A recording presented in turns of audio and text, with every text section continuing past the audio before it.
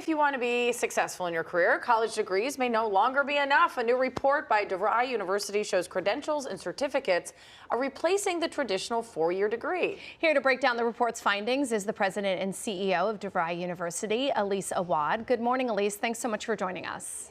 Good morning. Thank you for having me. So this report says soft skills are becoming the key to job security. 70% of employers said they are often the deciding factor in promotion. So what exactly are these soft skills we keep hearing about? Yeah, so our data indicates that technological expertise is no longer enough to differentiate workers in this AI era. The soft skills being communication, problem solving, critical thinking skills, things that organizations are going to continue to rely on humans for. The more you can build those skills, the more you can prove indispensable as an employee. So how much of this shift is actually being driven by changes in technology, like the rising use of AI, or is it just kind of a cultural change? I think it's a little bit of both, to be honest. I think the rising shift in AI, more and more employers are relying on AI to create efficiency across their enterprise, which is why employees need to stay relevant. And lifelong learning is super essential for employees to advance their career ambitions and find new opportunities and to be able to future-proof their professional paths. Having a artificial intelligence and other sort of emerging technologies support an organization is great, and it does create efficiency, but you have to be able to power that technology. And in order to do that, you have to have those soft, durable skills, which can be taught either through a formal education or through informal credentials.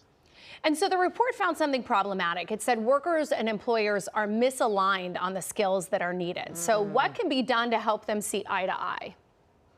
I think, it goes back to tapping into durable skills and communicate. I think the misalignment is because there's this silent standoff that we keep talking about in the report. I think, having more conversations with your workforce around the skills of tomorrow is priority number one, and then offering opportunities to upskill and reskill so that your workforce isn't left behind. I think most employers do really want to make sure that they have a workforce that's constantly learning and constantly evolving. And I think being transparent about how to create those pathways is priority number one for employers. How much is it about the employees actually taking some initiative too to find out what they should be doing in terms of training opportunities? Great question, because it is a sort of two-sided problem. I always talk about lifelong learning and taking initiative, and I think employees have to really look in the mirror and do that. It's one thing to wait for your employer to provide pathways and opportunities for you, but workers can still leverage credible academic institutions that offer flexible, accessible, and personalized learning pathways. I always say be proactive and bloom where you're planted. Take the initiative in order to continue to grow and learn. And ask your manager, ask your leader about opportunities to do so.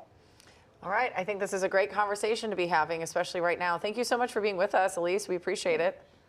Thank you so much for having me.